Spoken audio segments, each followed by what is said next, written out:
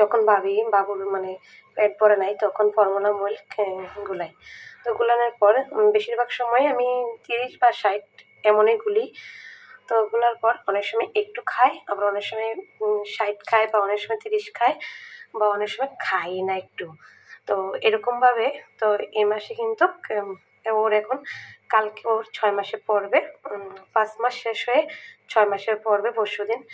তো এ মাসে কিন্তু অনেক টাকা দুধ লাগছে, মানে বেশিরভাগই নষ্ট।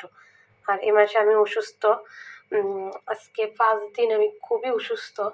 তো তো এরপর কথা হলো, উম, টাকা দুধ লাগুক, এত টাকা দুধ লাগুক, তাতে কোনো কষ্ট নাই, কোনো কষ্টই নাই। দরকার হলে আমরা কম খাবো, কম পড়বো, সব কিছু কম, মানে ওকে যাতে পরিপূর্ণভাবে রাখতে পারি। কিন্তু কথা হলো এই যে দুধগুলো নষ্ট হয়, যে কষ্ট লাগে মানে বলার মতো না। তো ও তো খাই না, উল্টা আরও করে মানে বমি করে। তা কিন্তু মাঝে মাঝে খায়, এমন না যে খায় না। তো এই দুধগুলো ফেলতে অনেক বেশি কষ্ট লাগে। তো আমার মতো কে কে আছে অবশ্যই এটার ভুক্তভোগী, অবশ্যই কিন্তু কমেন্ট করে জানাবে। তো আমি তো এর ভুক্তভোগী। এখন এগুলো ফেলবো, ফেলে ধুয়ে তারপর ইয়ে করবো, গরম জলে দিয়ে তারপর শুকিয়ে রাখবো। নেক্সট যদি লাগে তখন আবার ওর জন্য গুলবো, খাবে না তো জানিই।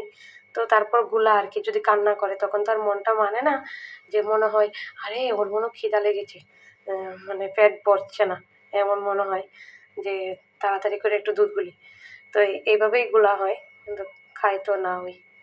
তো এটাই ঠিক আছে।